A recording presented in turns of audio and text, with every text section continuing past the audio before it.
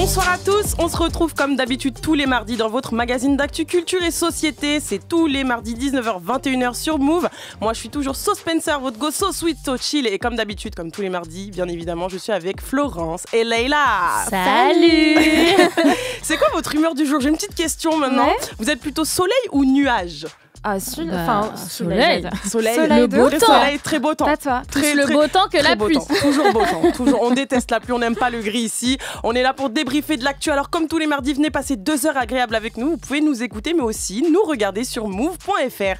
Au menu de la pluie et le beau temps aujourd'hui, la crise agricole qui paralyse le pays. Après les déclarations du jour de Gabriel Attal, on va revenir sur les origines de cette révolte agricole. On essaiera aussi d'expliquer pourquoi les forces de l'ordre sont si clémentes avec les manifestants. Et Flo, tu nous expliqueras pourquoi non, l'écologie n'est pas l'ennemi de l'agriculture. Bah ouais, on veut les cataloguer comme des ennemis alors que les agriculteurs sont les premières victimes du réchauffement climatique. Ok. La cérémonie des Oscars approche à grands pas et cette année, le film Anatomie d'une chute est nommé 5 fois. On va revenir sur le succès d'un genre à part entière, les films de procès avec toi, Florence. Et Leïla, de ton côté, tu vas nous réexpliquer en quoi la réalisatrice Justine Triet a profondément irrité certains membres du gouvernement après avoir critiqué la gestion antidémocratique des manifestations contre la réforme des retraites. C'est ça. On va vous parler de santé puisque la semaine dernière, une étude a démontré que la couleur de peau ou même le genre entrerait en compte dans le traitement des patients aux urgences. Léla, tu vas nous faire un focus sur les préjugés racistes. Ouais, parce que selon une étude menée par un docteur de l'université de Montpellier, un homme blanc est mieux pris en charge qu'une femme noire aux urgences. Waouh, Florence, toi, tu vas nous expliquer pourquoi l'intelligence artificielle a aussi sa part de responsabilité dans justement l'établissement de ces préjugés racistes qui forcément ont une incidence sur le traitement de certains patients. Exactement. Le festival de la BD a pris fin ce dimanche à Angoulême pour la 51e année consécutive. C'est l'occasion pour nous de revenir sur ce genre littéraire à part entière né en Suisse au début des années 1830 avec l'apparition peu à peu d'autres styles comme le manga qui est aujourd'hui imposé à travers le monde. Bref, tout ça et bien plus encore, c'est dans la suite de La pluie et le beau temps du 30 janvier 2024. C'est parti. 19h-21h. La pluie et le beau temps. Alors depuis des mois, les agriculteurs français se mobilisent, mais vous l'avez obligatoirement entendu dans les médias depuis le 18 janvier dernier, la colère est montée d'un cran. En plus des manifestations un peu partout dans le pays, ils sont passés à l'action, voire même à l'offensive, bien sûr. Certains radars routiers ont été bâchés, du fumier a été déposé dans la rue, des autoroutes ont été bloquées. Alors les raisons de la colère, elles sont multiples, mais on va essayer d'en lister 3. Le premier, bien sûr, ce sont les revenus. Selon l'INSEE, les agriculteurs font partie de la catégorie socio-professionnelle avec le taux de pauvreté le plus élevé. On parle de 17% d'entre eux, alors que bien souvent, ils travaillent plus que des salariés classiques. En 2015, une étude est sortie et elle a révélé à l'époque qu'on comptait 2 suicides d'agriculteurs par jour. Alors forcément, leur santé mentale, elle est impactée puisque les conditions de travail sont extrêmement difficiles. Les agriculteurs, ils sont clairement fatigués de travailler pour pas grand-chose. Surtout que j'ai appris aujourd'hui qu'ils sont 4 fois moins nombreux qu'il y a 40 ans et qu'ils sont de plus en plus âgés. Alors, je comprends leur colère. Du coup, à partir de la mi-janvier, les premiers rassemblements d'agriculteurs ont commencé en Occitanie, autour de Toulouse, avant de s'étendre bien sûr dans toute la France. Je vous propose d'écouter quelques-uns des témoignages d'agriculteurs de la région des Pyrénées-Occidentales.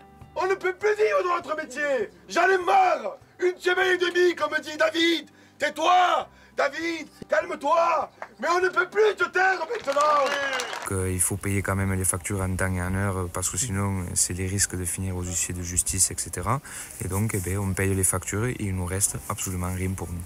Leur situation, elle est aggravée bien sûr par l'augmentation des coûts de production comme l'énergie, c'est bien sûr la faute à l'inflation, mais ils sont aussi fermement opposés à la fin de la défiscalisation sur le gazole non routier en 2024. En gros, c'est un carburant qui était exempté de taxes au début et il aurait dû les retrouver à partir de cette année pour inciter les agriculteurs à passer à des carburants plus durables. Ensuite, il y a le problème de la concurrence sur les produits importés. La concurrence, elle vient d'où principalement à votre avis ? Moi, j'aurais dit l'Espagne. Ouais, entre autres. Pays de l'Est. Entre autres, ouais, vous avez raison, ça vient c'est un peu de partout, donc ça vient d'Ukraine principalement, parce que depuis juin 2022, l'Union européenne a levé les droits de douane sur les importations en provenance de là-bas. Donc il y a plein de produits qui sont bien moins chers comme le blé ou encore le poulet, et c'est extrêmement difficile pour les agriculteurs français de rivaliser. Leïla, tu l'as dit, il y a aussi l'Espagne, puisqu'ils proposent des produits bien moins chers, je pense notamment aux tomates. Ouais. Voilà. Et pour les agriculteurs, la concurrence, elle est perçue comme déloyale, c'est vrai finalement, puisque dans d'autres pays, notamment notamment en dehors de l'Union européenne, les normes environnementales sont souvent moins exigeantes. Il y a un troisième point aussi, c'est la lourdeur administrative, puisque le gouvernement leur a imposé des normes pour diminuer la diminution des gaz à effet de serre. Ce serait pour moins polluer, notamment avec les pesticides. Sauf qu'en fait, de base, le défi du climat, c'est aussi un point sur lequel les agriculteurs sont confrontés. Ils sont aussi victimes du réchauffement climatique, c'est un fait. Donc toute l'idée de cette mobilisation, c'est de faire bouger les choses, c'est de faire entendre les choses au gouvernement, parce que sans moyens et si on ne se fait pas entendre, à un moment donné, on craque. Et c'est exactement ce qui se passe aujourd'hui. Les agriculteurs sont extrêmement en colère et ils dénoncent ce qu'on appelle la surtransposition. Nous, effectivement, on est confrontés à la surtransposition de toutes les réglementations et les normes qu'on nous impose. On a l'Europe qui nous impose des normes et la France remet des normes par-dessus, ce qui fait une surcharge administrative pour nos exploitations de toutes les tailles. Les charges ne font qu'augmenter parce que ces charges administratives aussi là sont payantes et c'est encore nous d'en faire les frais.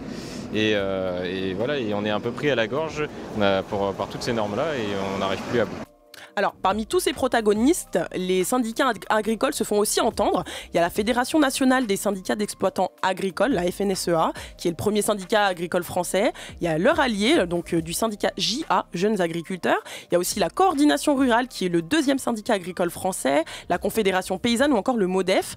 Leïla, tu vas nous expliquer dans un instant en quoi leurs paroles pèsent dans la balance. Mais juste avant, je voudrais qu'on s'intéresse aussi à la manière dont les politiques traitent le sujet. On écoute tout de suite notre ministre de l'Intérieur, Gérald Darmanin, au journal de TF1. Est-ce que les agriculteurs ont le droit de revendiquer? Est-ce qu'ils souffrent? Oui, ils souffrent et ils ont le droit de revendiquer. Est-ce qu'on doit les laisser faire sans envoyer les CRS? Oui. En tant que ministre de l'Intérieur, à la demande du président et du Premier ministre, je les laisse faire. Alors, tu me dis si je me trompe, Leïla, mais on a l'impression que le gouvernement les brosse dans le sens du poil. Moi, je me demande pourquoi il les laisse faire. En fait, c'est vrai qu'on n'a pas l'habitude de voir Gérald Darmanin empathique, voire laxiste face à une mobilisation. On est plutôt habitué à l'autorité et à la brutalité du gouvernement donc pour réprimer les mouvements sociaux précédents, donc comme les gilets jaunes, les retraites en mars, les émeutes suite à la mort de Naël, donc l'adolescent tué par un policier en juin. Et en fait, ça contraste aussi avec le terme d'éco-terroriste et la manière dont les manifestants ont été traités à Sainte-Soline pour la manifestation contre les méga-bassines. Et c'est vrai qu'il y a de nombreux élus, des syndicats qui ont dénoncé une injustice, même sur les réseaux sociaux notamment. Ouais, en fait, c'est un mouvement social comme les autres. L'objectif, c'est de mettre en difficulté le fonctionnement de l'espace public avec le blocage d'autoroutes et de nationales, l'ouverture de forces des péages, les radars hors service, comme ont pu le faire les Gilets jaunes par exemple. Et en fait, là, entendre Gérald Darmanin qui justifie l'absence d'interpellation malgré les infractions qui ont été commises par le fait que les agriculteurs s'en prennent pas aux forces de l'ordre et aux agents publics, c'est assez farfelu, on va dire. Et en fait, ça criminalise surtout les autres manifestants et j'ai même l'impression que le but, c'est les opposer les uns aux autres, comme avec les écologistes dont tu vas nous parler après, Flo, qui sont un peu présentés par le gouvernement comme les ennemis des agriculteurs. Ouais. Et en fait, c'est sûr que tout le monde aimerait que le gouvernement soit aussi indulgent et pouvoir exprimer sa colère sans être gazé, matraqué ou prendre le risque d'être poursuivi en justice, quoi. Après, en France, on dirait que c'est un peu dans la tradition. En gros, quand les agriculteurs ont un problème, il faut vite le régler. En fait, le monde rural, il a toujours su se faire entendre et s'organiser pour montrer son mécontentement. Donc le fumier, les bombes agricoles et les tracteurs qui bloquent la route, c'est pas nouveau et c'est vraiment ancré et toléré en France. Et la seule fois où le gouvernement il a été ferme, il l'a vite regretté. C'était donc en 1961 quand des agriculteurs ont pris d'assaut la sous-préfecture de Morlaix, Et en gros, les deux organisateurs de cet assaut, ils ont été arrêtés et en fait, ça a enragé les agriculteurs qui se sont mobilisés dans la France entière et qui ont bloqué une dizaine d'axes routiers. Wow. Et en fait, 18 jours plus tard, les deux agriculteurs, ils ont été relâchés et les poursuites contre eux, elles ont été abandonnées, quoi. Ouais, mais attends, pourquoi le gouvernement a peur, je dirais peur, des agriculteurs? Cette peur, elle date de l'époque où la majorité de la population, elle était issue du monde rural. Et donc, le monde agricole, il avait un grand poids politique et c'est resté ancré, même si aujourd'hui, il y a un peu plus d'1% de la population active qui est du secteur agricole. Et il y a juste à voir l'importance qu'a le Salon de l'agriculture dans l'agenda politique. Le président, les ministres, ils ne peuvent pas y échapper. Ouais. Et en fait, c'est vraiment le rituel du début d'année. Il y a aussi une grande proximité entre les responsables agricoles et les institutions locales comme les mairies et les préfectures. donc avec l'État du coup. Et l'agriculture, c'est un sujet phare dans l'Union européenne, donc c'est vraiment stratégique pour le gouvernement et surtout à l'approche des élections européennes. Ok, je comprends. Tout à l'heure, j'ai cité les syndicats agricoles. J'ai l'impression qu'ils sont très puissants. En fait, le secteur agricole, il est super structuré, comme tu l'as dit tout à l'heure, avec des syndicats forts, des réseaux bancaires comme le Crédit Agricole, des systèmes de coopératives, etc. Donc ça fait qu'il suffit d'un appel des syndicats pour que la pression redescende sans intervention des forces de l'ordre. Waouh, ok. Et j'ai aussi un chiffre. Selon un sondage IFOP, 9 Français sur 10 soutiennent ce mouvement. Ouais, en fait, les agriculteurs, ils ont un grand capital sympathie de la population. Et dans l'amour et dans le pré. D'où le succès de cette émission, d'ailleurs. Elle cartonne. Et en fait, dans l'imaginaire collectif, c'est ceux qui nous nourrissent. C'est à eux qu'on doit faire confiance pour nous permettre d'avoir une alimentation de qualité. Et en fait, c'est eux qui ont surtout les moyens de bloquer la chaîne alimentaire et de plus nous donner à manger demain s'ils veulent. Donc en fait, ils sont indispensables à la vie publique. Et même s'ils représentent une petite partie de la population, on a beaucoup de respect pour le côté rural de la France. Et c'est pour ça qu'ils arrivent à se faire entendre et que toute la société se sent concernée par leurs problèmes. Parce qu'en fait, c'est clairement ce qui finit dans nos assiettes. Ouais, à moins d'aller en Espagne ou en Ukraine ou voyager. Exactement, mais c'est tomates, pas le but. Ça va aller. En tout cas, c'est vrai que cette crise agricole, elle est bel et bien d'actualité. Hier, on l'a tous entendu, il y a eu plein de rassemblements d'agriculteurs qui étaient censés assiéger Paris. Ces rassemblements ont eu lieu pour mettre la pression au gouvernement. Vous avez été bloqué sur les routes? Non, vous êtes pas en voiture? Moi, j'ai pas pris de voiture aujourd'hui. Ouais, ni aujourd'hui. Hier, j'ai vu des stories ou des gens qui disaient mais qu'est-ce qui se passe? Je voyais des trucs en feu sur le périphérique. Ouais, c'était chaud. Non, mais là, ne prenez pas votre voiture, prenez le métro. Non, c'est chaud. C'est chaud. Franchement, c'est compliqué. Et aujourd'hui, du coup, le Premier ministre Gabriel Attal a fait sa déclaration de politique générale. D'ailleurs, il était très, très attendu sur les mesures liées à l'agriculture. Flo, il a souhaité mettre en avant la force de nos agriculteurs, déjà pour commencer son discours. Ouais, c'est ça. Il a dit, je cite, nos agriculteurs incarnent des valeurs fondamentales, le travail, l'effort et la liberté d'entreprendre. Notre agriculture est une force et une fierté. Il doit y avoir une exception agricole française. C'est exactement ça dont tu parlais, Leïla. Et ensuite, dans les mesures dont il a parlé, il y a notamment des effectifs renforcés à la répression des fraudes pour contrôler l'application de la loi Egalim. Cette loi, en fait, elle concerne les relations entre les agriculteurs, les producteurs et les distributeurs. Il a aussi parlé du versement d'ici le 15 mars, donc très bientôt, des aides européennes de la politique agricole commune, la PAC. Ensuite, il a parlé d'un renforcement des aides fiscales aux éleveurs et un grand plan de contrôle sur la traçabilité des produits. Est-ce que vous pensez que ça va calmer leur colère ? Si ça se fait, oui. Moi, je pense pas, parce qu'en soi, c'est pas des mesures qui vont être sur du long terme, quoi. Je pense pas non plus. En fait, moi, je me dis ça va les calmer pour le moment, quand ça sera passé, ils vont revenir. Ouais, je pense aussi. La pluie et le beau temps, l'hebdo qui décrypte toute l'actu culture et société en France et partout dans le monde. Dans cette première partie d'émission, on a choisi de revenir sur la crise agricole qui paralyse une partie de notre pays. Alors peut-être que certains d'entre vous se sont retrouvés bloqués hier sur les routes de France, suite à la mobilisation des agriculteurs dont on parlait juste avant.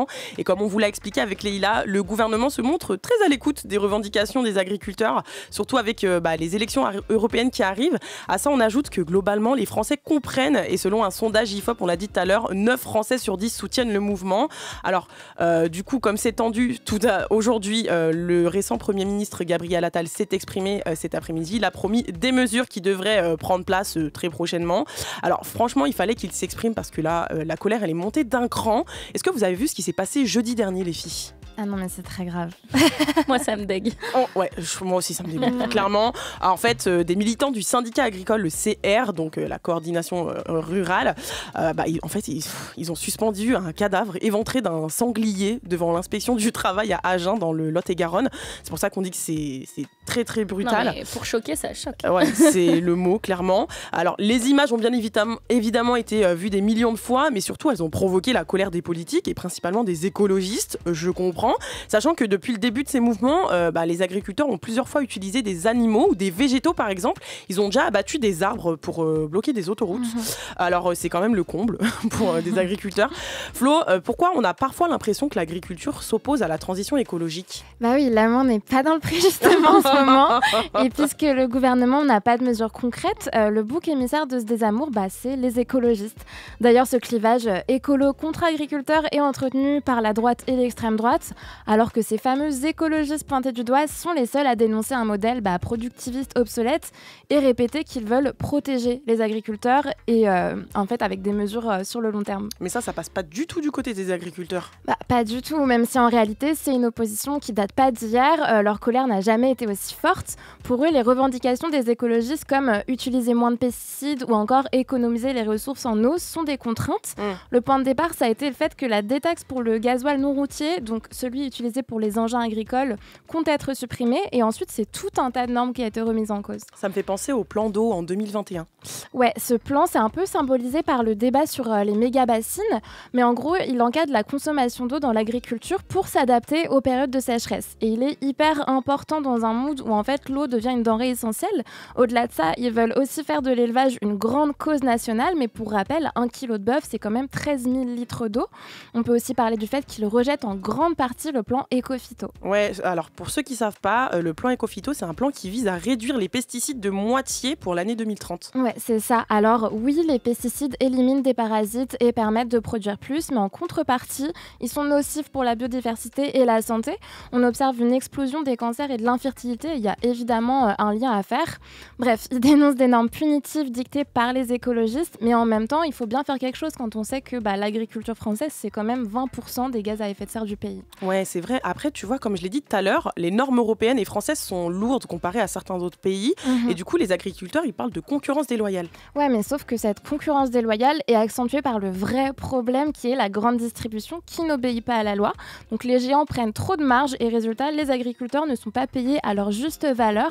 Et en fait, avec la compétitivité à outrance et le libre-échange dérégulé, on se retrouve avec des produits qui respectent pas du tout les normes, comme par exemple quand on peut voir des lentilles canadiennes bourrées de pesticides interdits qui sont dans nos rayons et vendues à bas prix dans les supermarchés.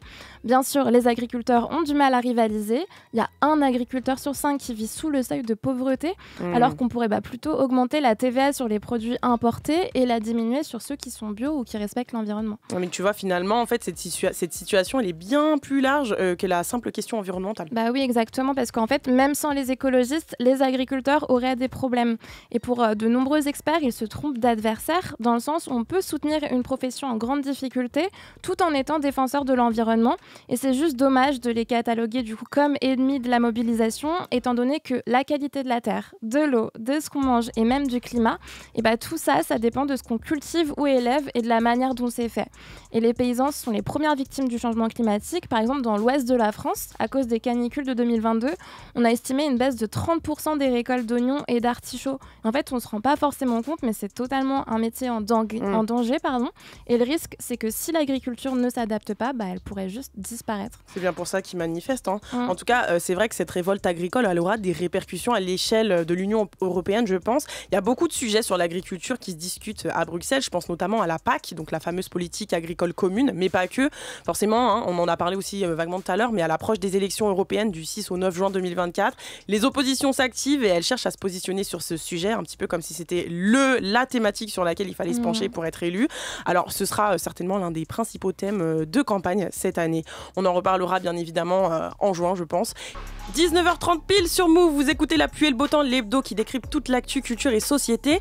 Et là, on se plonge dans un sujet plutôt culture et cinéma, puisque le 10 mars, à Hollywood, aura lieu la 96e cérémonie des Oscars. On vous en reparlera bien sûr d'ici là. Mais dans cette actualité, l'Académie des Oscars a choisi de nommer le film Anatomie d'une chute dans 5 catégories, dont le meilleur film, la meilleure réalisation et la meilleure actrice, avec Sandra Hüller qui joue extrêmement bien. Vous l'avez vu, on est d'accord. Génial. Moi, j'ai adoré en tout cas. Moi, je l'ai fini tout à l'heure là. Et c'est vrai que l'actrice, elle joue extrêmement bien. Franchement, elle est très très forte dans son rôle. Le petit garçon aussi, je trouve. Oui.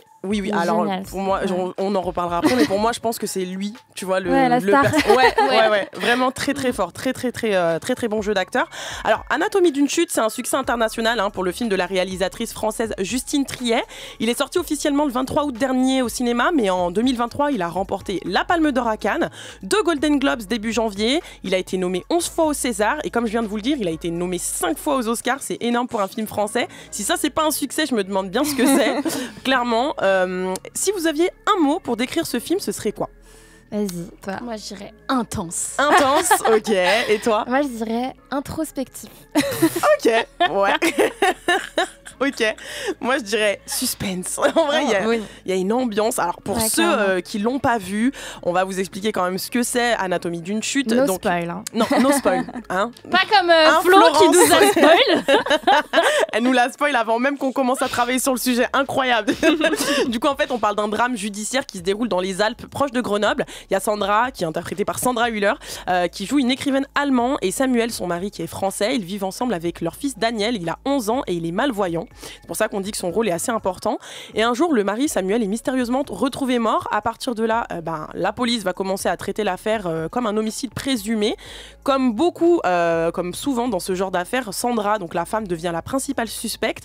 À ce moment-là, on va rentrer dans l'intimité du couple. On va suivre le procès avec un suspense incroyable, d'où le mot suspense. En fait, toutes les secondes, t'as l'impression qu'il va se passer un truc de fou. Avec le piano derrière. Et c'est un truc de fou, vraiment. Moi, j'avais l'impression qu'on me courait après quand je regardais. Moi, j'avais l'impression qu'on me regardait dans le noir. Genre des fois j'arrêtais d'inspirer. Moi pas du tout, j'avais l'impression d'être une petite souris, tu vois. Moi j'avais l'impression qu'on me courait après quand il y avait le piano super rapide là en fond. Ouais. Moi je suis soufflée. Dans un couloir bien sombre d'un hôpital psychiatrique. Non mais j'avoue, il y a une ambiance. Alors pour ceux qui ne l'ont pas vu, petite surprise, pour vous donner une idée de l'ambiance, on va écouter juste un extrait de la bande-annonce. Alors juste pour info, c'est en anglais sous-titré français pendant tout le film parce que l'actrice est allemande, donc elle parle en anglais avec son mari et son fils. Mais bon, vous allez comprendre l'univers. You complain about the life that you chose. You're not a victim. Not at all. Be fair. I'm a man who's been cheated on. I can't stand anymore. I'm fighting.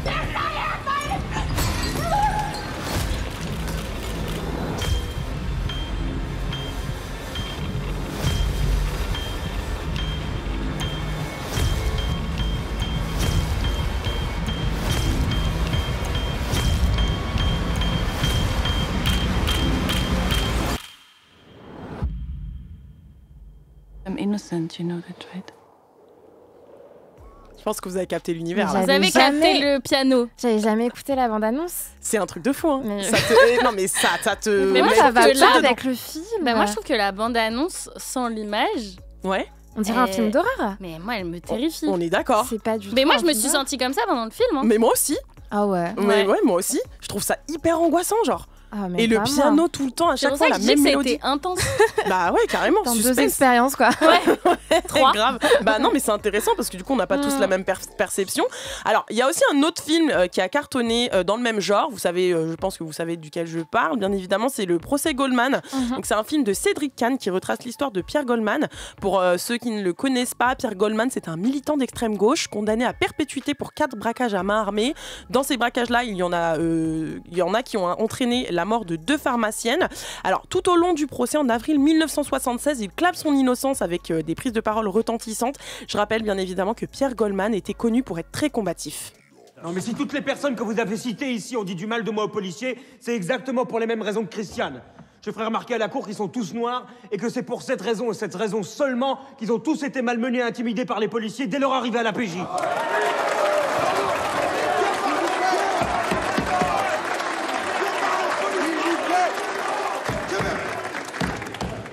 Pierre Goldman, sous-entendez-vous que la police de ce pays est raciste? Ah, non seulement je le sous-entends, mais je l'affirme. Eh bien, c'est une honte. Alors, comme pour Anatomie d'une chute, le film Le Procès Goldman, c'est un succès. Et ce qui a beaucoup été apprécié par le public, c'est vraiment la mise en scène très simple finalement. C'est minimaliste parce qu'en fait, quand on regarde le film, on est presque invité à prendre la place du jury. Je le disais tout à l'heure, il y a une ambiance en fait dans ce genre de film qui porte un nom. Ce genre de film s'appelle les films de procès. Et ce combo tribunal, intrigue, fait divers, ça fascine. Et Flo, t'as enquêté sur le sujet. Allez, Anatomie des films de procès. Aïe, c'est parti. Très jeu de mots. Déjà, on peut dire que c'est presque devenu un genre en soi. Donc le tribunal, c'est un décor de plus en plus utilisé, surtout aux États-Unis. Mais avec Anatomie d'une chute, notamment, on peut aussi dire qu'on n'a rien à leur envier, en fait. C'est une mode, en tout cas, qui n'a rien d'inédit, puisqu'elle est ancienne dans l'histoire du cinéma. Elle a été marquée par des œuvres comme le justement célèbre 12 hommes en colère de Sidney Lumet en 1957. Tout le monde votait coupable, alors j'ai trouvé assez difficile de lever la main et d'envoyer ce gosse à la mort sans en discuter auparavant. Mais qui a dit que c'était facile? Personne. Il est tellement bien, mais tellement bien. En tout cas, aujourd'hui, cette mode, c'est un peu le mal d'une société qui est en demande de récits analytiques et ça se voit aussi avec l'essor de la psychanalyse, comme on peut le voir dans les séries du style En thérapie qui a totalement cartonné. Quand on vient consulter, c'est qu'on a quelque chose à dire et quelque chose qu'on ne veut pas dire.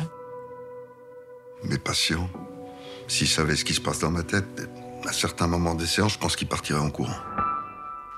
Et là, Justine Triet a en quelque sorte déconstruit les films de procès en répondant exactement à ce besoin. Oui, c'est vrai, parce que d'habitude, en fait, les films de procès sont très théâtraux et ils s'intéressent pas autant à la complexité des personnages. On rentre pas dans le personnage à proprement parler. Complètement. Ou alors, les personnes sont juste au service d'une affaire, comme dans La Nuit du 12, où on suit un commissaire tourmenté après un féminicide.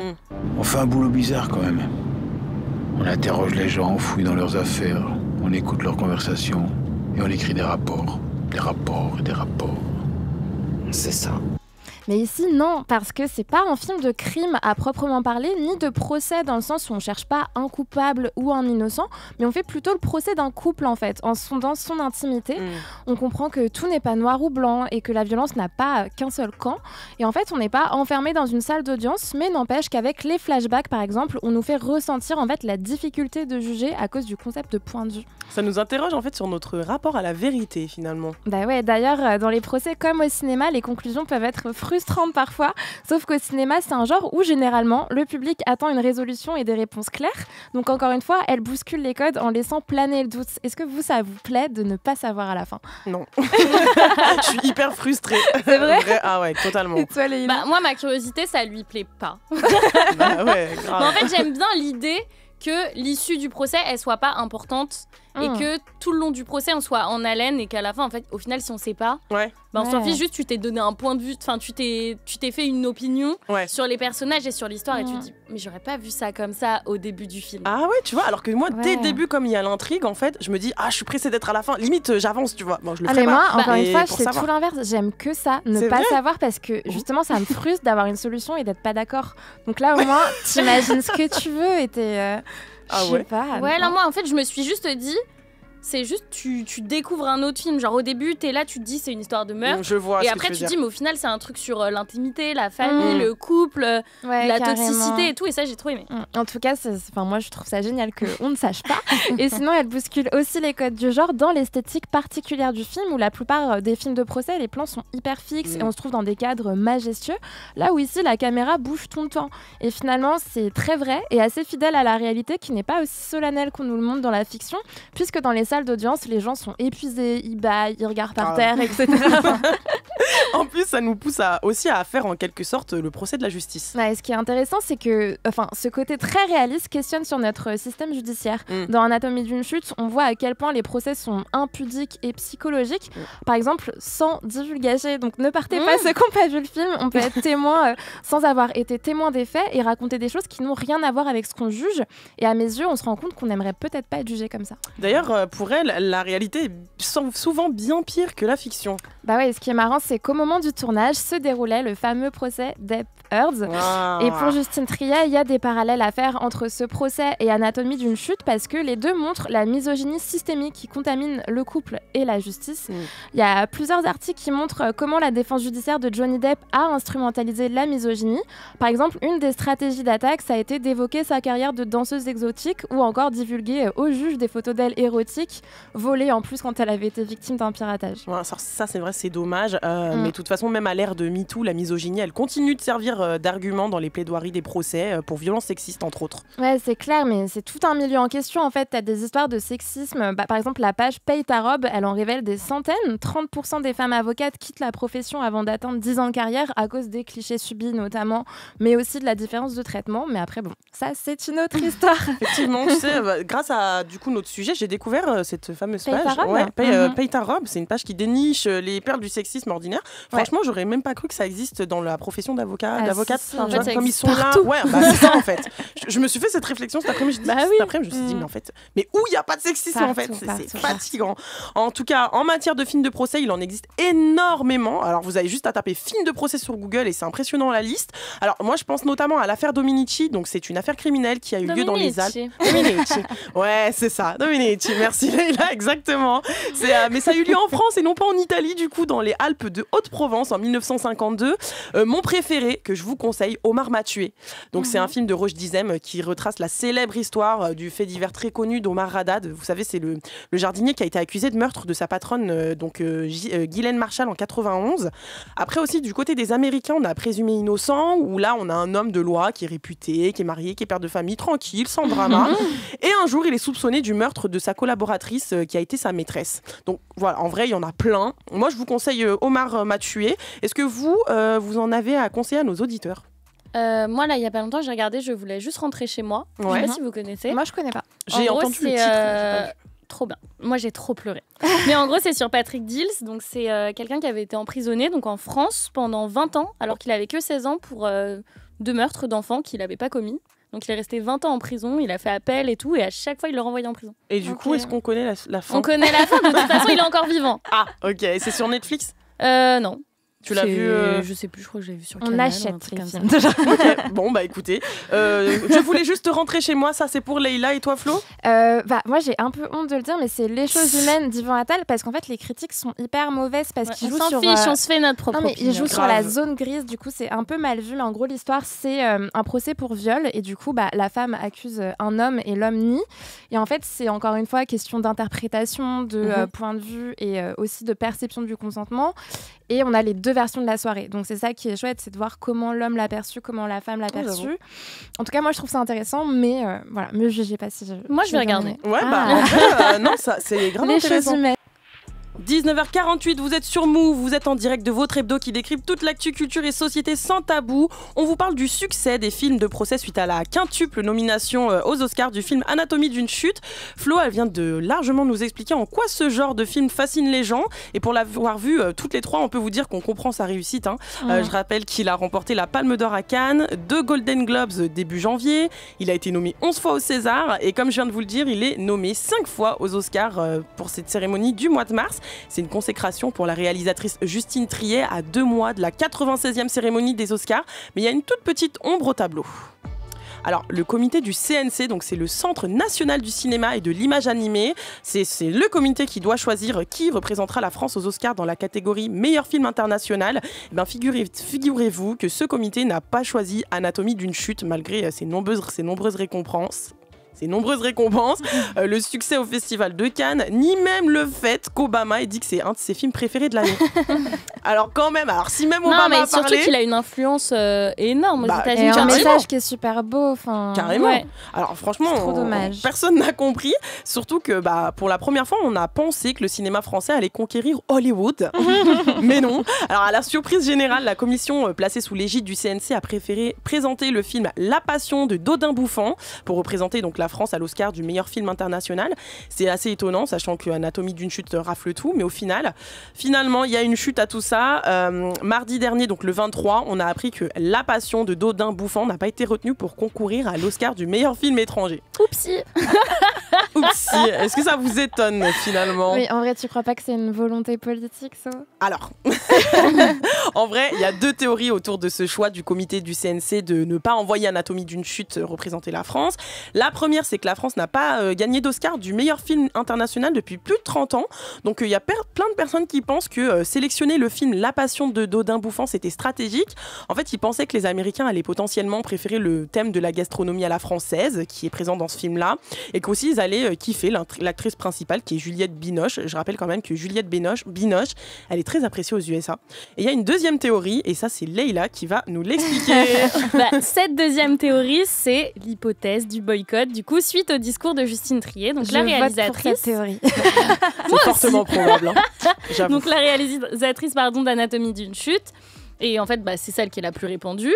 Et ça a commencé donc à Cannes, quand elle a reçu sa Palme d'Or. La réalisatrice en a profité pour apporter son soutien aux manifestants contre la réforme des retraites et dénoncer donc les répressions du gouvernement et critiquer aussi le système culturel français qu'elle trouve mis à mal par le gouvernement. à cause du besoin de rentabilité. Et en fait, ça donnait ça. Cette année, le pays a été traversé par une contestation historique, extrêmement puissante, unanime, de la réforme des retraites. Cette contestation a été niée et réprimée de façon choquante. Et ce schéma de pouvoir dominateur de plus en plus décomplexé éclate dans plusieurs domaines. Évidemment, socialement, c'est là où c'est le plus choquant, mais on peut aussi voir ça dans toutes les autres sphères de la société, et le cinéma n'y échappe pas. La marchandisation de la culture que le gouvernement néolibéral défend est en train de casser l'exception culturelle française.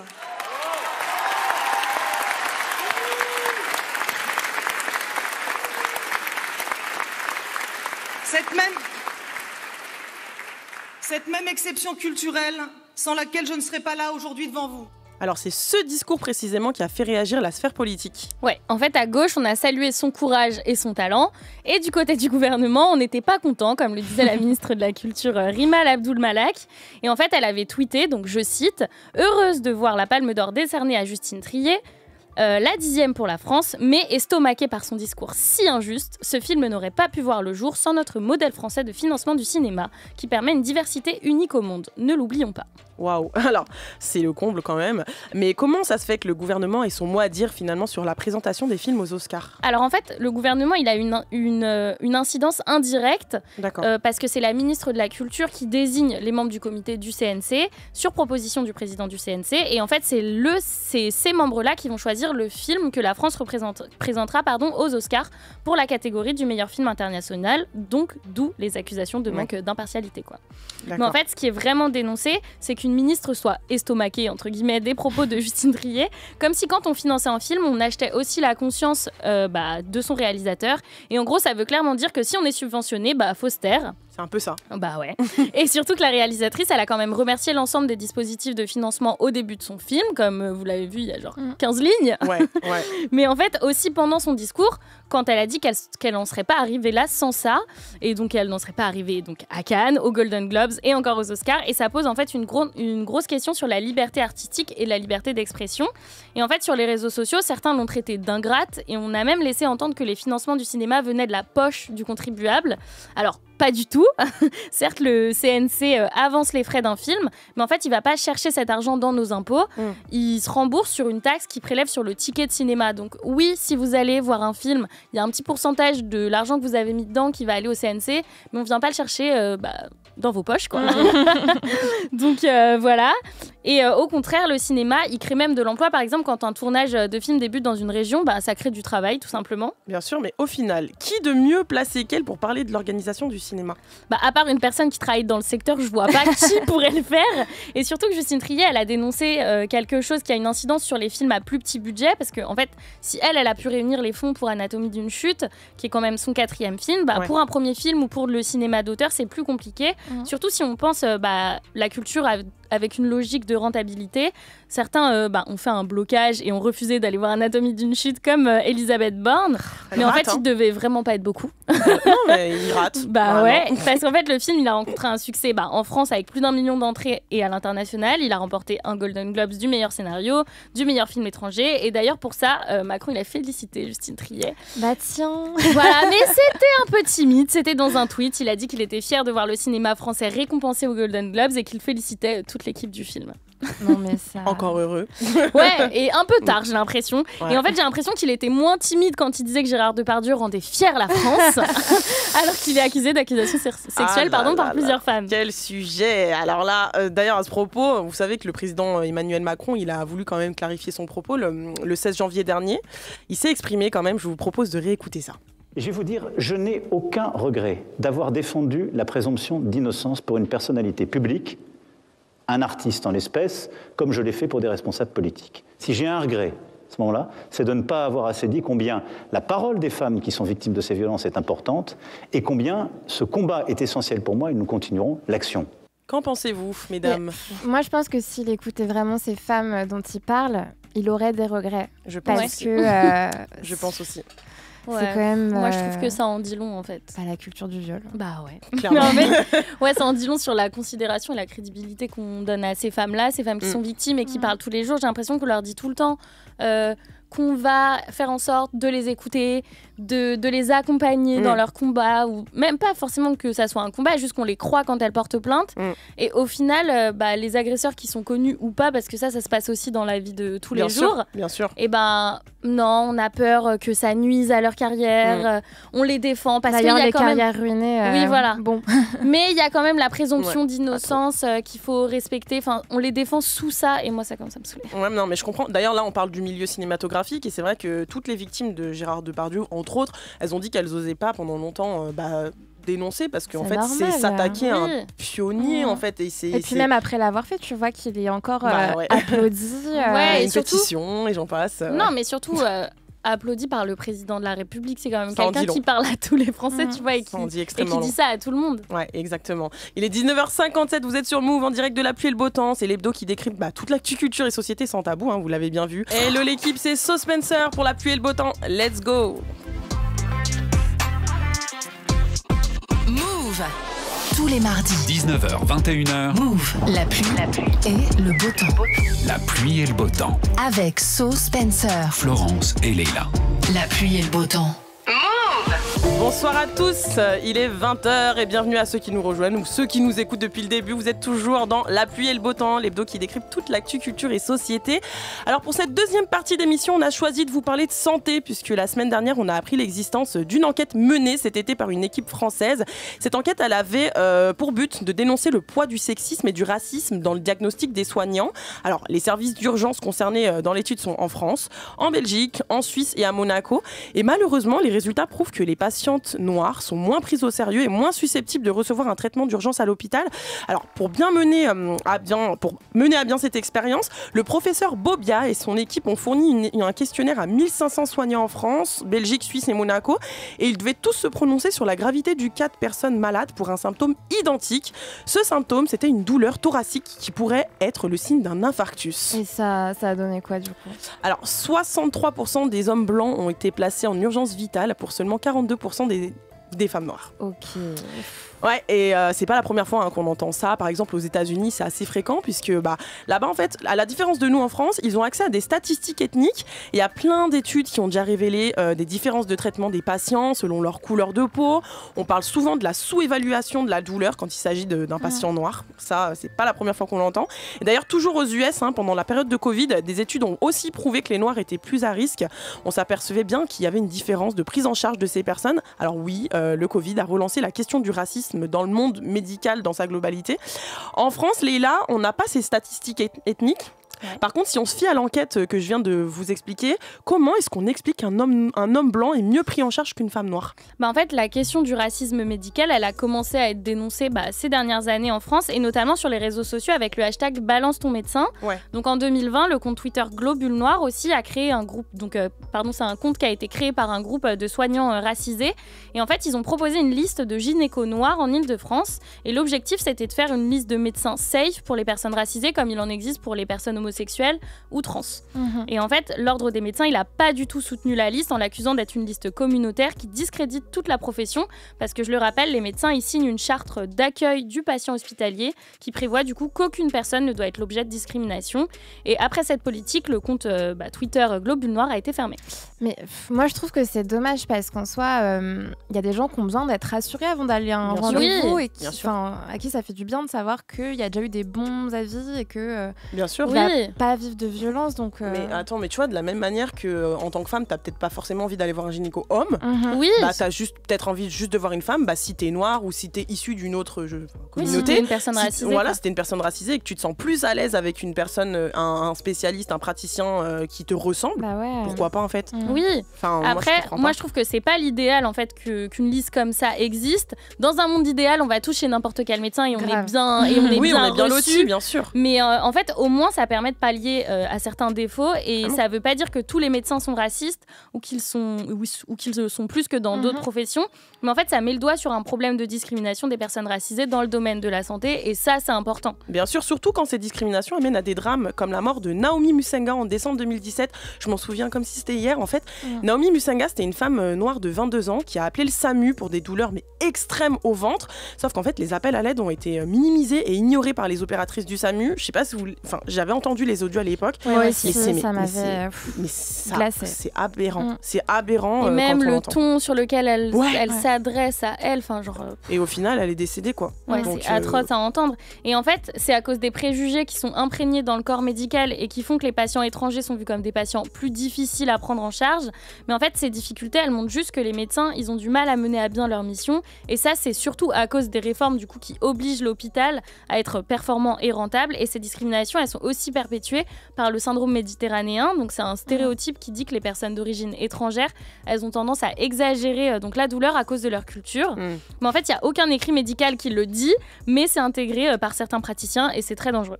Aucun écrit, mais d'où ça sort. Et en plus, ces préjugés, ils sont pas nouveaux, ils sont transmis de génération en génération. Ouais, et parce que le racisme, c'est quelque chose de plus profond que ça. On peut pas avoir été une puissance esclavagiste puis colonialiste pendant des siècles sans que ça ait une incidence sur la mentalité et les consciences. Et en fait, au 19e siècle, le domaine médical, les sciences, ça devient la source de savoir numéro 1. Limite, ça dépasse la religion. Et en fait, les préjugés, c'est devenu des connaissances scientifiques. Et les médecins, ils avaient même pas l'impression de fabriquer des préjugés parce qu'ils pensaient construire du savoir et des connaissances, surtout à une période où la société elle a une grande confiance en la science. D'ailleurs, tu sais qu'il y a une étude américaine qui souligne le lien qu'il peut y avoir entre les préjugés raciaux et l'évaluation de la douleur des patients. Ouais, non mais c'est trop intéressant. En gros, des chercheurs en psychologie sociale de l'université de Virginie ont donné un questionnaire à 222 étudiants dans lequel ils devaient dire si les différences physiologiques entre les blancs et les noirs étaient vraies ou fausses. Ouais. Et donc résultat, plus de la moitié pensait que la peau des noirs était plus épaisse que celle des blancs, plus d'un tiers pensait que le sang des noirs coagulait plus vite que celui des blancs. Et en fait, tout ça, alors qu'aucune de ces différences n'est réelle. Et c'est dangereux parce que ces croyances, elles sont présentes dès la formation des médecins et forcément, elles auront un effet sur les diagnostics une fois qu'ils exerceront en fait. C'est clair. Et du coup, comment on explique que ces clichés, ils sont encore bien présents aujourd'hui ? Parce que la science, elle les a présentés comme des vérités et que la politique, elle s'en est servie pour justifier des projets coloniaux. Et l'effort de destruction, je trouve qu'il a été plus mou que l'effort de construction de ces clichés-là. Et en fait, pour y mettre un fin, va falloir que les ministères y s'allient, parce que ça concerne pas que la santé, ça concerne aussi l'égalité entre les hommes et les femmes, entre les sans-papiers, les gens qui en ont. Et en fait, c'est vraiment une question centrale pour la société. Et surtout, il faut qu'il y ait une formation aux discriminations et aux stéréotypes dans les facs de médecine, tout simplement. Mais bien sûr, parce qu'en fait, je pense que c'est la même chose pour tous les combats. Il faut dénoncer pour avoir du changement, clairement. Ouais. Et par rapport à ta chronique et les arguments que tu nous as donnés sur tous ces préjugés racistes dans la médecine, j'ai mené mon enquête cet après-midi. J'ai demandé sur les réseaux sociaux si certaines personnes voulaient témoigner, si elles avaient déjà subi ces préjugés. Et donc, par rapport à l'intolérance à la douleur, j'ai reçu tellement j'ai reçu plein de témoignages et j'étais c'était aberrant. Par exemple, il y a une fille qui m'a dit, on m'a demandé si je parlais français. C'est une fille qui est née là, qui a un master, tu sais, qui a fait une tranquille. Mais même si elle n'était pas née là et qu'elle n'avait pas de master. À quel moment, tu vois, grave. Ouais. Et du coup, j'ai récolté 2 audios, c'est deux stories différentes avec des pathologies différentes. Le premier, c'est celui de Lamata. Lamata, elle a 29 ans. Alors, du coup, je suis drépanocytaire. C'est une maladie des globules rouges. Pour vous la faire courte, on fait souvent des crises dues à une anomalie, vous voyez. Et les crises sont très très très douloureuses, donc la plupart du temps on va toujours aux urgences, enfin à l'hôpital, les hospitalisations.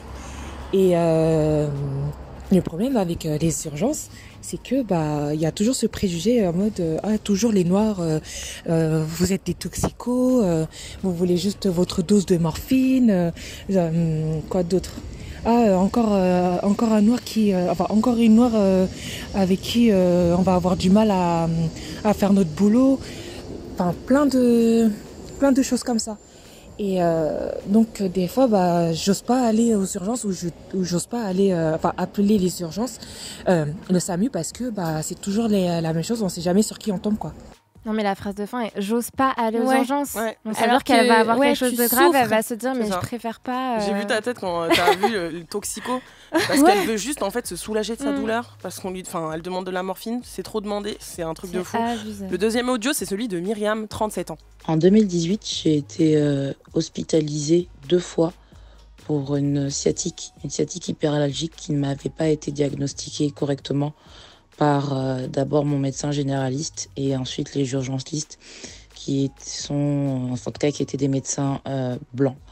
Et en fait, ces jeunes médecins qui n'avaient pas finalement suffisamment d'expérience pour détecter ce type de sciatique dite hyperalgique, c'est-à-dire hyper douloureuse, m'ont fait comprendre que pour eux c'était un peu des caprices et que je me plaignais, alors que un peu de repos et des antidouleurs comme du dafalgan-codéiné et des choses comme ça, donc du kétoprophène, pouvaient très bien me soigner. Malheureusement, ce n'était pas suffisant et c'est par la suite qu'un médecin maghrébin m'a permis en fait de comprendre ce qui se passait et d'être hospitalisé puis soigné. C'est triste, hein. C'est faux. Non, Et là, on en revient à la liste. Bah oui, au final. Forcément. Et tu vois, Myriam, elle a développé une phobie des hôpitaux, au final. Et pour tout ce qui touche à sa santé, elle essaye vraiment aujourd'hui de se tourner vers la médecine douce. Elle est traumatisée, en fait. Mais tu m'étonnes. Tu m'étonnes. Franchement, c'est chaud. Si ça la soulage. Ouais, en espérant que ça la soulage. C'est clair. Il est 20h10, vous écoutez La Pluie et le Beau Temps et on vous parle du sexisme et du racisme dans le corps médical. Et là, ce soir, on vous parle du racisme et du sexisme qui persistent dans le corps médical. Alors, c'est ce qu'a révélé une étude menée par le professeur Bobia sur 1500 soignants en France, en Belgique, en Suisse et aussi à Monaco. On a appris que sur un symptôme identique, donc à savoir des signes d'infarctus, 63% des hommes blancs auraient été placés en urgence vitale contre seulement 42% des femmes noires. Alors, si le racisme en milieu médical a déjà été évoqué notamment suite à des décès comme celui de Naomi Musenga dont on a parlé tout à l'heure en 2017, il semblerait aussi que les praticiens ne sont pas les seuls fautifs. On en a parlé dans une émission, ça commence à remonter un petit moment, on parlait de l'IA du coup, dans le milieu médical. Vous savez, maintenant ça fait à part entière, ça fait partie de notre vie, de partout, dans tous les corps de métier, etc. Et aujourd'hui, certains hôpitaux l'utilisent pour améliorer les pratiques et les soins au bénéfice des soignants et bien sûr des patients. Alors Florence, tu vas nous expliquer pourquoi l'IA entre aussi en compte dans les préjugés racistes dont on parle aujourd'hui. Bah ouais, si les intelligences artificielles ne vont pas devenir plus intelligentes que les humains, par contre, elles sont aussi racistes que quoi. Wow. Donc on s'est aperçu grâce à une étude universitaire que ces IA reproduisaient des biais racistes en diagnostiquant les patients. Et c'est flippant parce que c'est une étude récente, elle date d'octobre dernier et elle provient de la revue Digital Medicine. L'idée, c'est de mettre en garde contre l'utilisation des robots conversationnels, donc comme ChatGPT par exemple, dans le milieu hospitalier, parce que selon les auteurs, ces robots propagent les fameux préjugés racistes dont on parlait tout à l'heure. Ah ouais, et tu sais que les chercheurs, ils en ont testé plusieurs en plus des intelligences artificielles. Oui, et toutes avec les mêmes questions, par exemple sur la différence entre l'épaisseur des peaux noires et peaux blanches, ou encore pour savoir comment calculer la capacité pulmonaire d'un homme noir, et les réponses sont des échecs. Pour les algorithmes, il y a une différence, alors que non, il n'y en a aucune entre peau noire et peau blanche, comme on disait tout à l'heure. Mais tu vois, par rapport à ces intelligences artificielles, c'est fou parce que dans le fond, on a envie de leur accorder une confiance aveugle. Mais je suis tellement d'accord, mais en fait, c'est tout con. Mais d'abord, avant d'avoir des algorithmes, on a un programmateur.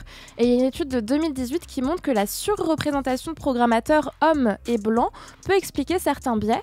Et ensuite, et surtout, c'est que c'est le reflet de la société qui les produit en fait. Donc ces IA se basent sur des données textuelles qui proviennent d'Internet, donc parfois écrites par des gens racistes qui racontent n'importe quoi, ou tout simplement issues d'études invalidées mais depuis longtemps quoi. Mais ça c'est compliqué niveau correction. Parce que écoute, en France, les statistiques ethniques sont interdites et paradoxalement, ça limite la capacité de combattre les biais ethniques.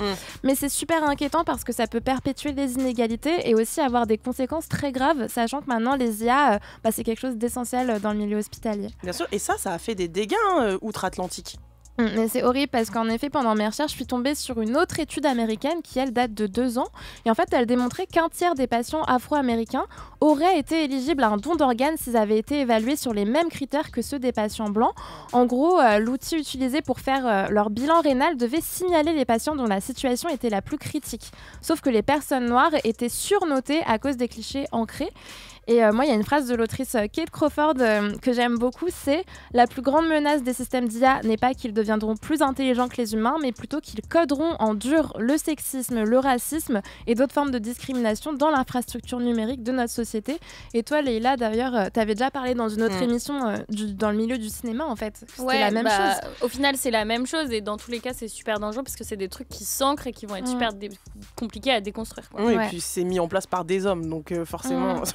Et en plus, pour en revenir au domaine médical, le racisme existe aussi dans les appareils concrets. Bah ouais, exemple avec l'oxymètre de pouls, je sais pas si vous savez ce que c'est, mais... Le truc du doigt là, le truc que tu mets sur le doigt. C'est le petit appareil. Tu pinces là.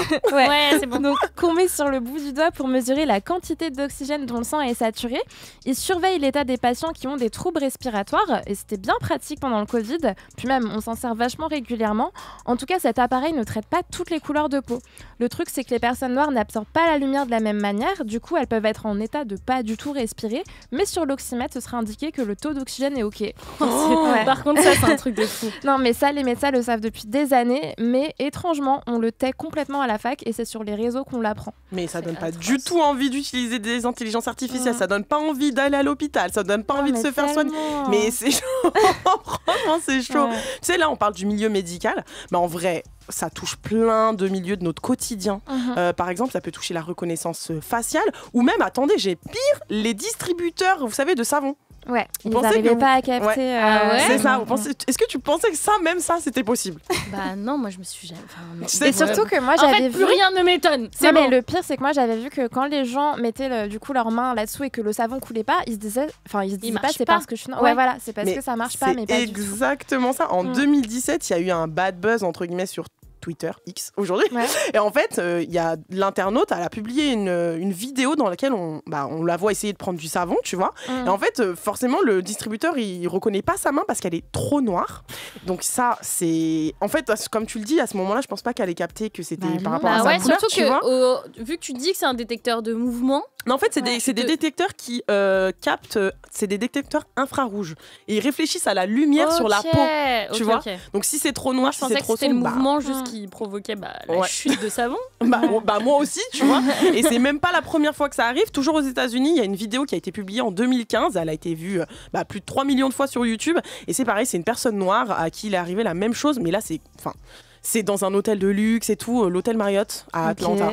Donc pour vous dire que en fait, peu importe le lieu, en vrai c'est partout pareil. Et du coup avec ces images, on peut en conclure que les capteurs ils sont pas réglés pour distinguer les différentes couleurs de mains. Elles ont probablement été testées que par des personnes à la peau blanche, voire même construites ou par qui des blancs. rentraient de vacances, tu vois, potentiellement. Oula, t'es un peu bronzé là. ouais, franchement c'est réel, hein. C'est réel. On pense pas tant qu'on ne le vit pas. D'où l'importance de témoigner, de donner ses expériences, comme les filles qu'on a pu écouter tout à l'heure, parce que c'est réel. Bonsoir à tous, il est 20h30, bienvenue dans la dernière partie de La Pluie et le Beau Temps, c'est l'hebdo qui décrypte toute l'actu, culture et société. Alors là, cette année, le 51e festival de la BD s'est achevé ce dimanche 28 janvier, après 4 jours à Angoulême, et clairement, c'était la folie. Vous le savez, hein, c'est le principal festival de bande dessinée francophone et le plus important au monde, de par sa notoriété et son taux de participation. Cette année, il y a eu des rencontres, des découvertes, des expositions, et justement, en parlant d'expositions, je voudrais qu'on parle de l'espace entièrement dédié à l'immersion dans l'univers de la culture pop asiatique. Alors cet espace, il a été rebaptisé Manga City.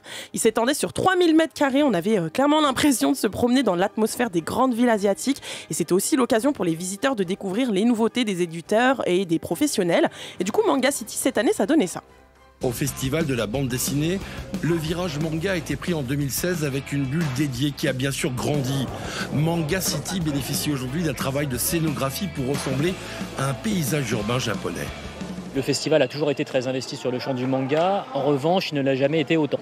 Parce qu'il y a eu un développement assez significatif du marché et aussi cette culture n'a jamais été aussi forte et dominante au sein de la culture populaire. Je ne vais même pas m'arrêter simplement au marché de la bande dessinée ou au paysage de la bande dessinée mondiale. Cette année aussi, la mangaka Moto Hagio, elle a été mise à l'honneur. Moto Hagio, c'est la reine du shoujo. Le shoujo, c'est un genre de manga qui cible un public féminin. Et cette année, comme je le disais, elle a été mise à l'honneur parce qu'en fait, ses œuvres ont, pour la première fois de sa carrière, été traduites en français. C'était un événement hyper attendu par les fans de manga. Et on constate quelque chose aussi, la personne vient de le dire, c'est qu'au fil des années, le manga, c'est devenu un incontournable de la programmation du festival et même de la culture populaire. Alors Flo, j'ai une petite question. Comment est-ce qu'on explique ça, sachant que le manga a longtemps été méprisé ? Bah ouais, le manga s'anime enfin au festival d'Angoulême. Pourtant, ils ont trop longtemps fait les gros yeux parce qu'ils en voulaient pas au début des années 2000, sachant que le festival est né en 1974. Ils avaient récompensé pour la première fois un auteur japonais, Jiro Taniguchi, mais beaucoup de personnes ne cachaient pas leur mépris. Et finalement, ça a été une exception parce que s'en est suivi une longue période de frustration avec des auteurs ou oubliés ou affublés de vieux lots type lot de consolation en 2013 pour Akira Toriyama qui a écrit Dragon Ball quand même. Ouais, quand même. Quand même, et il a fallu attendre 2015 pour qu'il y ait enfin une reconnaissance. Yes, et ça s'est effectué grâce à la nomination du Grand Prix à Katsuhira Otomo, le créateur d'Akira, et en 2019, une femme.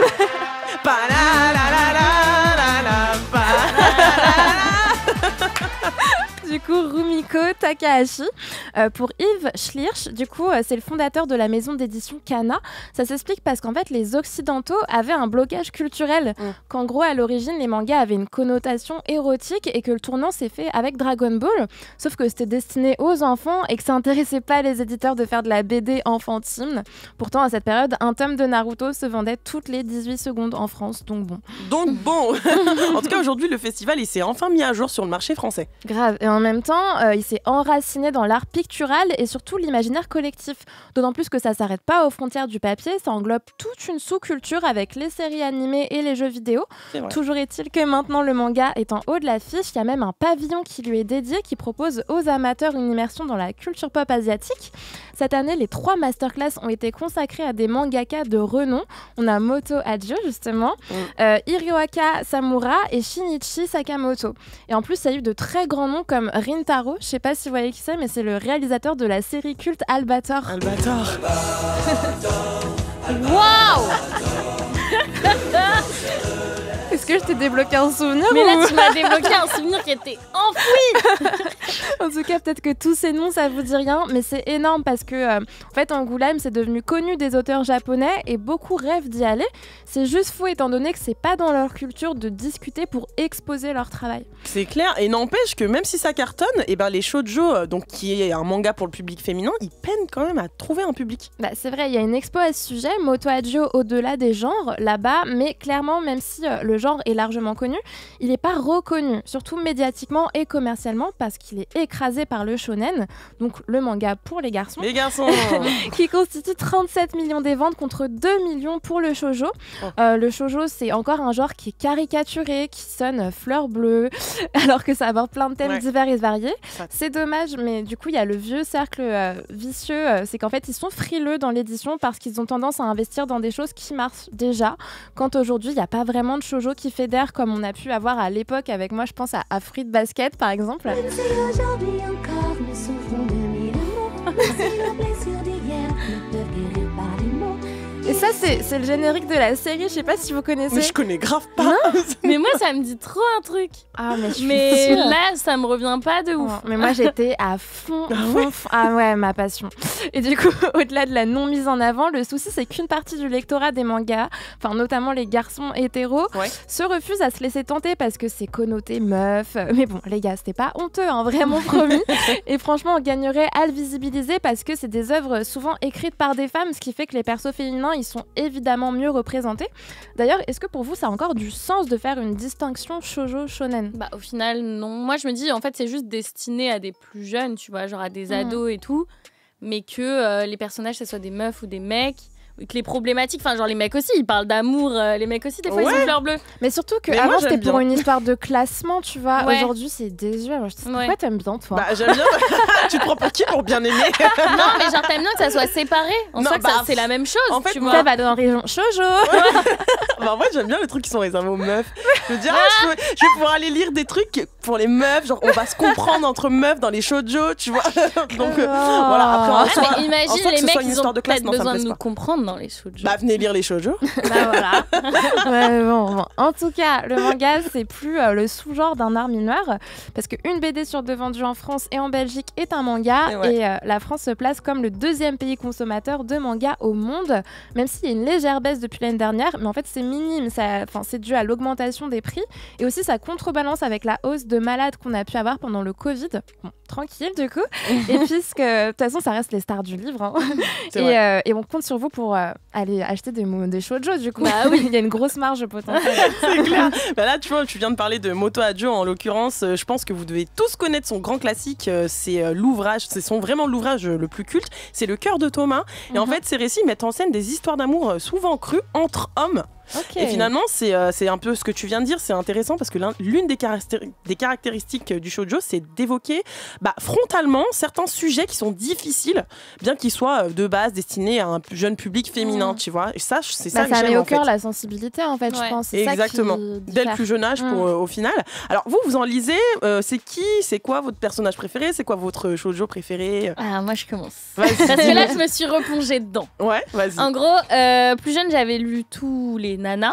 Oh Nana, j'adore. C'est une passion, une passion. Et là, ces derniers temps, je me suis dit, je les avais empruntés, donc maintenant, je veux la collection chez moi. Okay. Donc, je les rachète et je les relis. D'accord. C'est trop bien. Génial. Moi, je passe par toutes les émotions. Déjà, je retombe amoureuse comme quand j'avais 14 ans des personnages. Ah, mais moi, là, je suis en époque collège. Tu vois, et là, est-ce que tu penses qu'un mec qui va dire Nana, il va être touché? Mais bien sûr.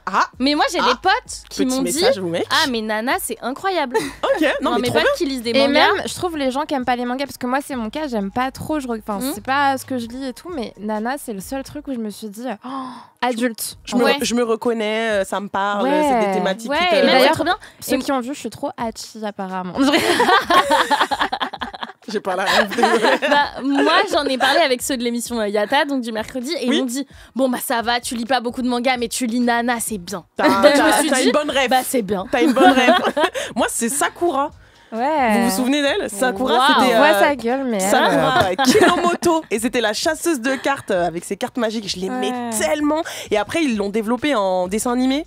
Et je le regardais même quand j'allais en vacances en Italie. Jusqu'à aujourd'hui, j'ai le générique du dessin animé en italien. C'est vraiment. C'était ma gossure de ouf. Vous êtes toujours en direct de votre hebdo qui décrypte toute l'actu, culture et société. On vous parle littérature aujourd'hui avec le Festival d'Angoulême qui s'est terminé ce dimanche après 4 jours intenses. C'était du 25 au 28 janvier 2024. Alors vous le savez, le Festival d'Angoulême, c'est le principal festival de bande dessinée francophone et surtout, c'est le plus important au monde de par sa notoriété et son taux de participation. Alors des prix ont été décernés et parmi eux, dans les récompenses les plus notables, on peut citer le Fauve d'or qui a été remis à Daniel Klaus pour Monica, le Fauve spécial du jury qui a été remis à Sophie Dark pour Handbook T1 et le Fauve d'honneur qui est revenu à la japonaise Moto Hagio dont on a parlé avec toi Florence. Cool. Il y a eu tout un pan sur le manga et la culture asiatique, donc c'est hyper cool. Alors on peut dire que c'est un franc succès cette année et ça fait plaisir puisque la bande dessinée semble aujourd'hui de plus en plus reconnue comme un genre littéraire à part entière.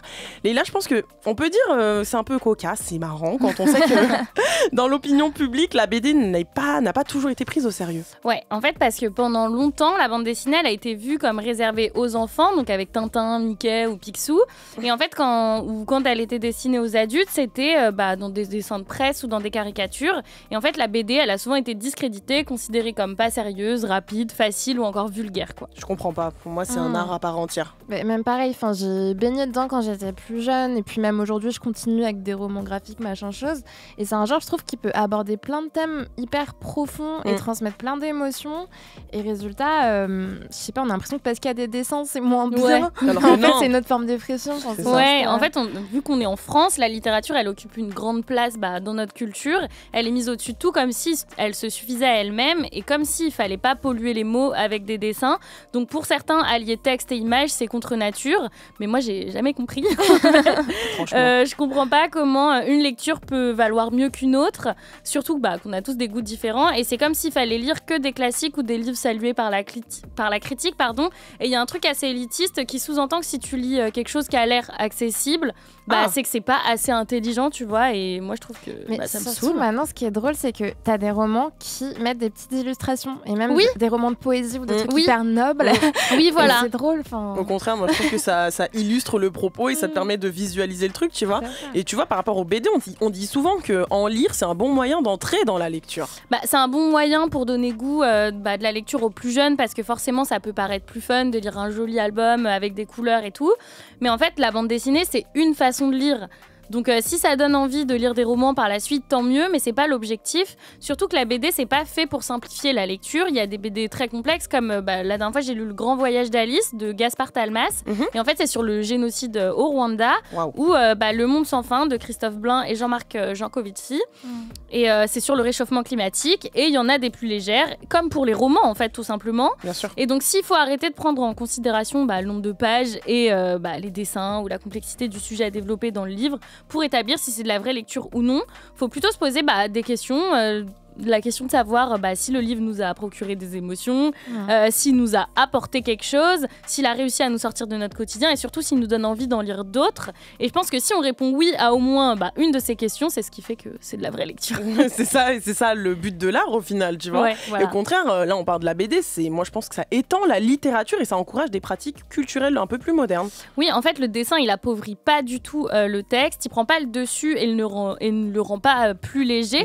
Parce que en fait dans la BD, ce qui est intéressant, c'est que les dessins sans le texte, ça veut rien dire, et le texte sans les dessins, ça veut rien dire non plus.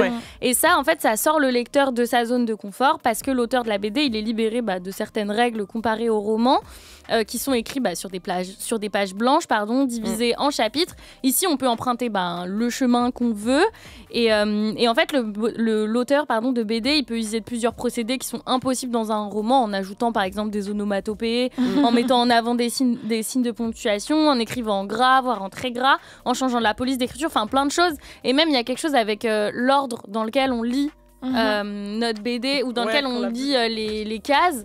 Moi plein de fois je lis dans d'autres sens et je me dis ok, attends, je comprends. Pourtant ils mettent les bulles plus Elle a grosses, lu les mangas à l'endroit. Voilà. Mais à la fin, je comprends toujours, tu vois, t'as la vue d'ensemble de l'histoire, et même si t'as lu cette bulle avant, un peu partout. Oui, voilà. Ouais. C'est ça qui est trop intéressant. Donc oui, le langage de la BD, il est différent, mais il est quand même très riche, et sa capacité de narration, elle est souvent supérieure à celle d'un roman classique, parce que les images, elles sont beaucoup plus précises que les mots, comme dans le ciné, quoi. Carrément. Moi, j'en avais plein des BD quand j'étais petite. Ah, mais pareil. J'aimais trop mes Titeuf et tout. Mais pour moi, je préférais ça. Vous connaissez Lou ou pas? Lou, j'aimais trop. C'était ma sœur. Ah oui, un truc aussi, je sais plus comment ça s'appelait, mais j'aimais trop. C'était avec deux filles un peu bimbo et une fille super grande. Je prenais tout le temps ça au CDI. Les nombrils. Ah, les nombrils. Ça date, ça. Mais ça, c'était trop bien. Mais tu sais que Lou, ils en ont fait un dessin animé du coup après pour les plus jeunes. Je l'ai vu, il est génial. Trop moi, j'avais peur d'être déçue, c'est pour ça que je l'ai jamais vu. Ah non, mais tu vas. Enfin, je trouve qu'il représente trop bien l'univers. On est vraiment des grands enfants au final. Moi, c'était Titeuf et tu sais, il y avait aussi Lou, les elle livres. est adulte maintenant. Elle a grandi, un peu comme nous en fait. Dommage. Mais c'est vrai que la BD, c'est définitivement un art à part entière que beaucoup considèrent aujourd'hui. D'ailleurs, vous savez que les planches originales d'Hergé, vous savez qui est Hergé, c'est le créateur de Tintin, la base. Vous savez quand même que ces planches originales, elles peuvent se vendre à des milliers d'euros. Non mais attendez, tout à l'heure, je suis allée voir sur internet. Je pensais, quand tu dis milliers d'euros, c'est genre 1500, 2000. Tu dis bon, c'est déjà cher. Les filles, j'ai vu des planches de 18 000 à 40 000 euros. Ça m'étonne. En fait, ça va être comme. Déjà, il y a des gens qui vont les exposer comme des œuvres d'art. Mais totalement. Mais ça va être comme les manuscrits originaux des livres. Tu vois. C'est ça. Et vous compreniez qu'on puisse mettre autant d'argent sur un dessin? Ouais. Moi, en fait, le délire, c'est que j'ai pas assez d'argent pour apprécier. 40 000 balles pour regarder Tintin à la création, je pense que je peux comprendre. Mais ça représente plus que ça, tu vois. Mais, vu que je vois ça comme une œuvre d'art comme une autre. Et vu le prix. Après, j'ai fait le parallèle avec une Joconde ou un truc, un tableau où tu te dis, pour les gens qui sont réellement passionnés, en vrai, soit.